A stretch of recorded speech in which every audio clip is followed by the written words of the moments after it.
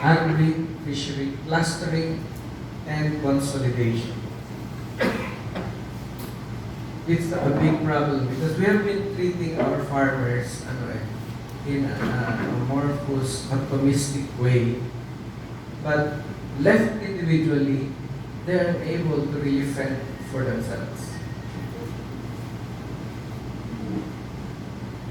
And these are the things that need to be considered. In the upper portion, we're coming in with crisis. Secretary Dar came in with crisis on 4 fronts. You all know about the African swine fever, low prices of palay, low prices of copra, fall armyworm. This alone is keeping us so busy. And the secretary has been going all over, trying to convince people on how how they can help resolve these different problems. But we're not lost on the problems of the medium to the long term. We know that there's inadequate production in most agriculture products.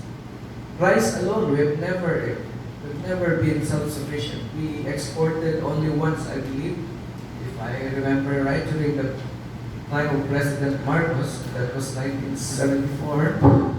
And ever since, we have been importing between 7 to 10% of our rice. Corn, same thing, soya, cotton, so many products. Milk, 99%. We're importing. Beef, 30%. Pork, 15%. Chicken, 10%. We have been an importer of almost everything that we eat. And how do we pay for that? We export ourselves and work abroad. So, and that's what pays for the food that we're to complete the supply that we have. That's food security for you. And why? Because we have lack of competitiveness. Our farmers in almost all lines of commodities are not competitive. You try to compare productivity rates between countries, just within the ASEAN, we're never at the top. Probably always near the bottom, middle to bottom tayo, in terms of productivity per hectare, productivity per head, etc. And so, that's the result of very low farm productivity, which we need to study. Next slide. And to my mind, these are the reasons why we have very low farm productivity. By the way, low farm productivity means low income. And that's the reason why we have so much poverty in the agriculture sector. So let me go one by one. Unaffordable, inaccessible credit. I think the government even had to force the banks to lend by enacting laws, imposing on banks to set aside 25% of their resources so that the banks are forced to lend to the agri sector. But lo and behold, no one wants to lend. They would rather pay the penalty than lend to the agri sector. If the land bank is saying it has so much loans, that's probably going to Del Monte and Dole and the like.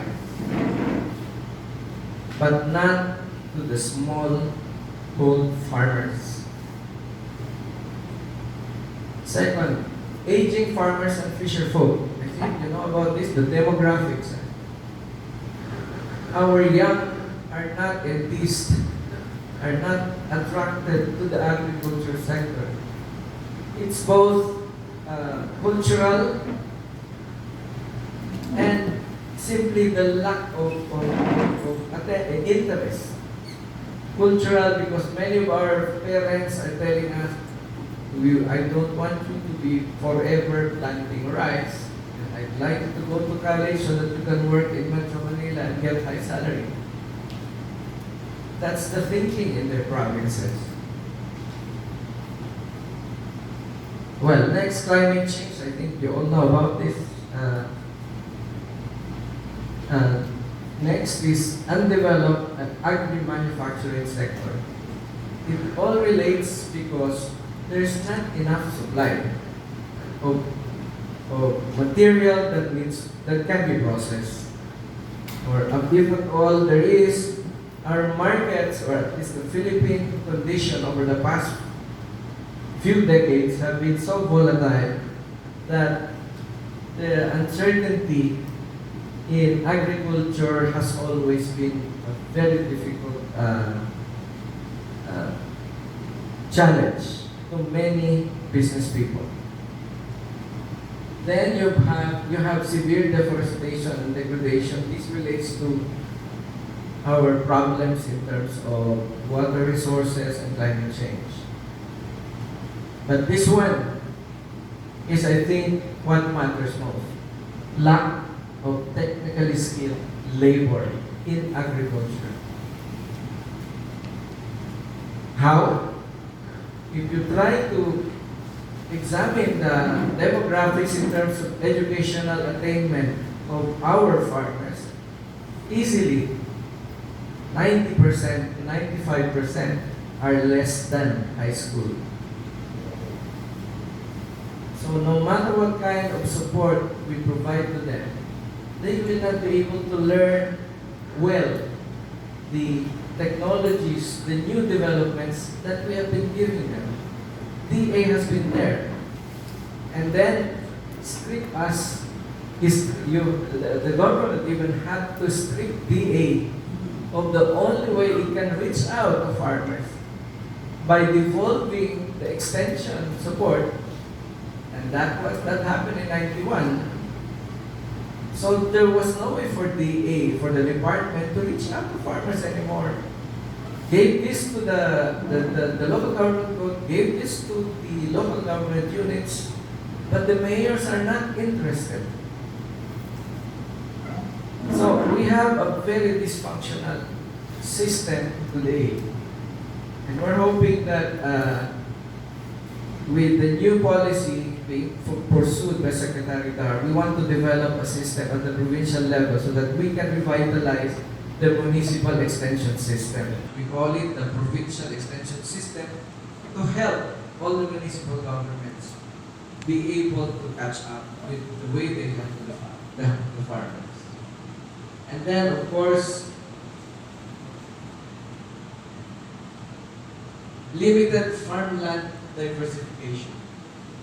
Well, what do we expect when we have farmers who just inherited their practices from their parents and grandparents? That's why in most of the country you will see 19th century kind of farming. That's rice, that's corn, that's coconut. Cassava, they just put the little branch of cassava on the soil and leave it, wait until it gets 12 months, then they come back. That's the kind of cassava you'll see in most part of the countryside. Although lately, I've met a guy who said he has harvested 70 tons per hectare. And that's 350,000 pesos per hectare of income net. So after seeing that guy, there's hope. Limited use of technology because our high school graduate farmers do not have enough of the scientific concepts to deal with and use in their farming. Next chart. So this is what I was looking at, a strategy of farm consolidation and clustering. In the area of crops, I'm looking at having a policy where in every place, village by village, or maybe sitio by sitio, we can see 50 to 100 hectares, maybe 200 hectares being consolidated in terms of synchronization, in terms of joining their farm areas so that they can take advantage of economies of scale. They can do their crabbing together, and if there's a machinery that is provided either by government or they can rent it themselves, they can maximize or at least make their farming more efficient. In fisheries, we're looking at village by village consolidation, because what do we have right now in fisheries? We have the large fishing companies and the small fisher folk. If they're anywhere from various statistics, I still have to clear this up.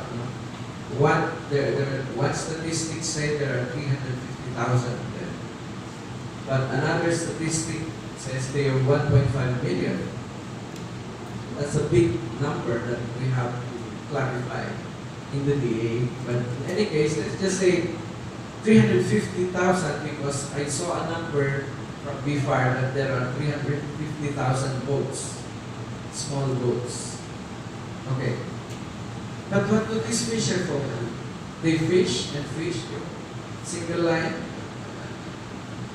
And they're able to collect high value fish, which enable them to live off that when they sell it in the public markets, it's enough to actually get them to live off for the day. And but that's not enough. When a typhoon comes, you have two weeks of no fishing.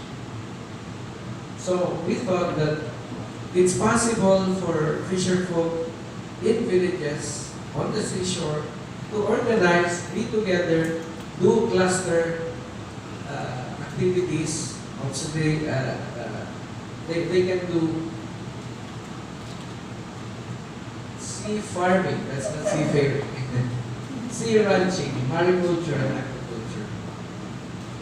Because they have wide areas. So imagine if the barangay has a seashore of 3 kilometers. That's a lot. They can plant seaweeds, and they can do mariculture. They can do fish cages together, and that leaves them a little safer from the vicissitudes of nature. But they can still do their fishing. So parang complementary activity to their livelihood, which is just fishing on the boat. You know, there's a problem with fisheries kasi we have tied the feet of the large fishing companies. They cannot come closer than 15 kilometers. But at the same time, we have tied the hands of our small fisher folk by not letting them fish higher than, with boats bigger than 3 gross tons. So we have forever condemned them to small boats instead of allowing them to be able to gather some more from the nature's bounty by using a bigger boat. So, I don't know, I mean, these are very dysfunctional policies that need to be reviewed. And when we talk livestock, backyard growers represent either 40 or 60% of livestock. Let me clarify that again, because there are figures that are that show that most, for instance, in the ag industry, the bigger portion is really the private sector companies, and the backyard only represent 40%. But I need to still verify. The backyard people are more widespread all over the country, but there's concentration in the private sector. When you have, I've heard of one farm, for instance, somewhere in Rizal that had in his collection 1 million live pigs in just one farm. So these are things that need to be protected right at this point. Okay, but And we're seeing the disparateness, the separation of the backyard sector. No one tending or helping them. That's why when you see all of this chaos and disorganization happening with the ASF problem around. Kasi among the backyards mukhang kulang yung coordination. But I have seen one good example, and this is something I've been also trying to tell stories more about. Is a successful group of backyard growers that revolve around a feed mill facility. The feed mill is the cooperative because that started it before. There were just a few feed salespeople in the public market of the town in Batangas, and then they realized they can do more they can gain some more by manufacturing the feeds that they sell. So they borrowed from the bank, from Lanta and TVB, and they built their own feed mill. But from there, they have branched out by supporting backyard growers. There are now 800 members of this feed mill cooperative, supporting their members with piglets. They give them on loan 30 to 100 piglets per family. Give the feeds, vaccines, vitamin supplements, etc. And veterinarians who go around to make sure that the pigs, the growing pigs, are healthy. And after 90 days, same cooperative buys it from them, takes care of marketing to Metro Manila. I thought this is one good example of what we can call an enterprise ecosystem. You know what? This town is not known for pigs. It's known for cattle. It's known for auction of cattle. That's Patri Garcia in Batangas. So I have been inspired by them because I saw them. They are also an organization that came from a lot of trouble. They just recovered in the last 5 years. They started their co-op in the 1990s.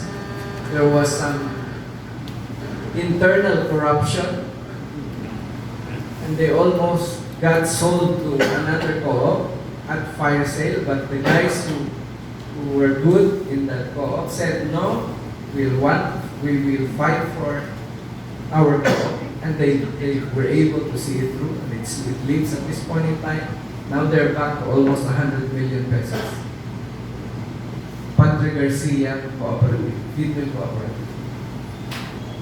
And this is one example that I thought, hey, we have a chance in agriculture in this country because we can see guys like this. That kind of ecosystem. And this is the kind of policy that I would like the DA to pursue. You know, that feed mill co-op didn't even have a single centavo of assistance from the DA. In any case, the guys, the shining subsectors of the agriculture sector has always been livestock, but there are only two: poultry and hogs.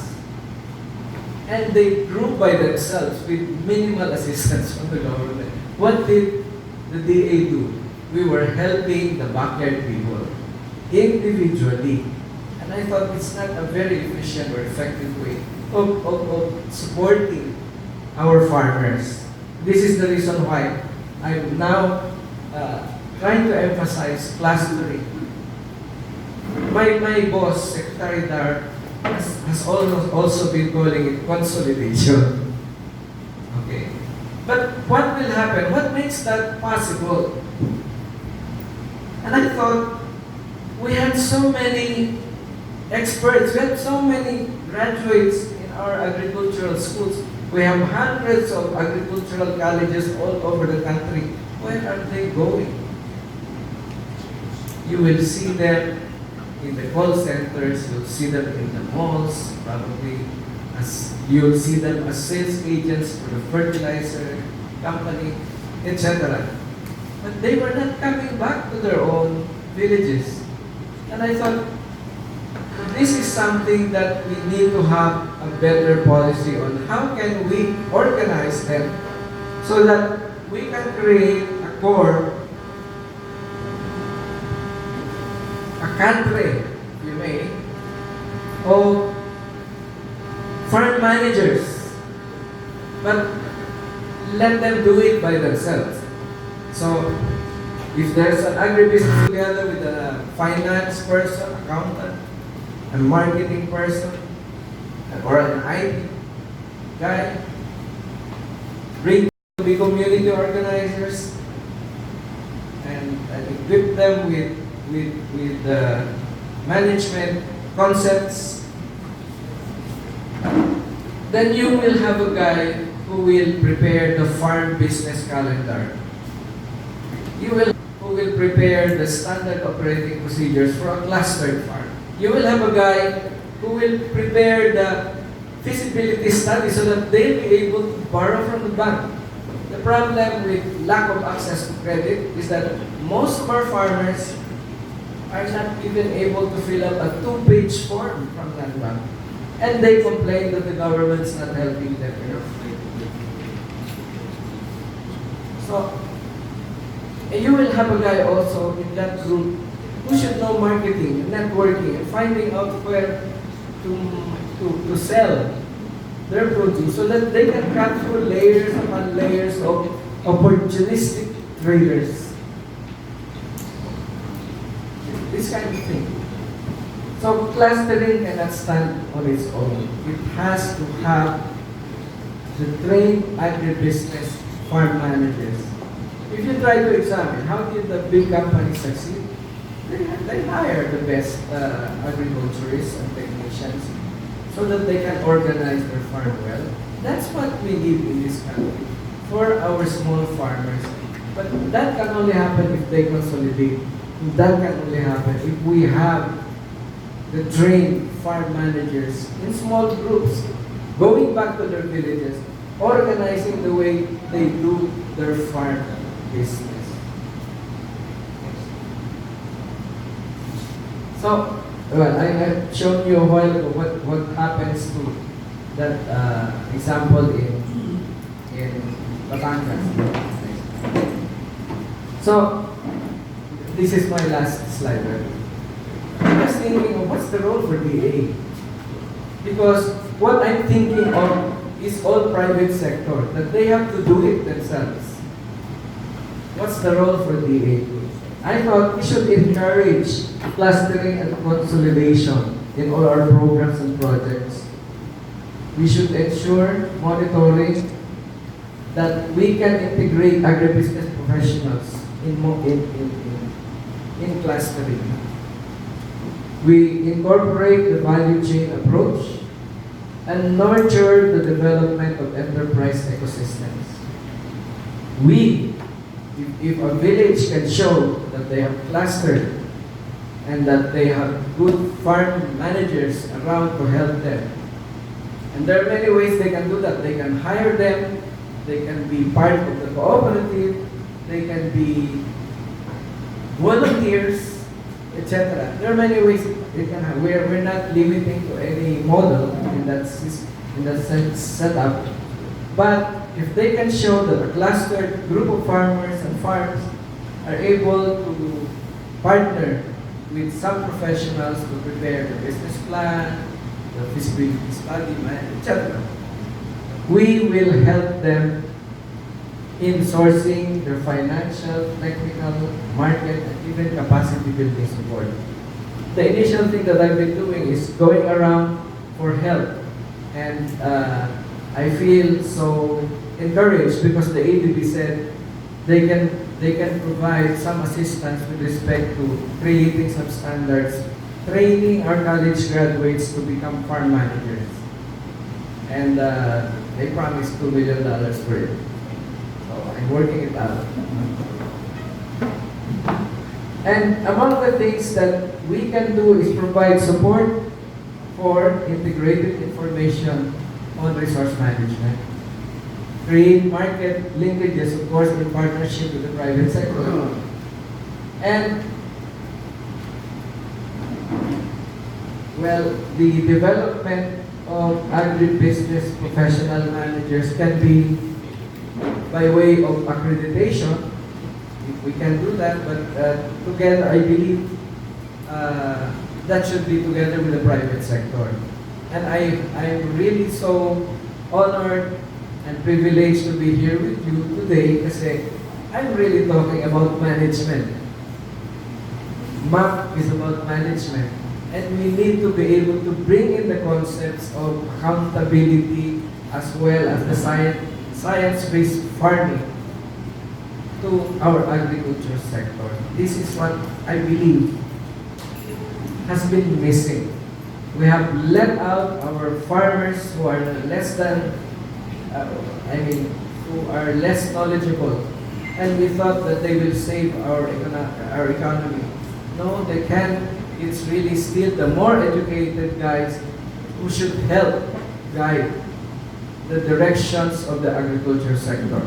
If we leave our farmers on their own, atomized, without organization, they are always going to be victims of opportunistic traders. That's like what you see happening right now in the rice sector.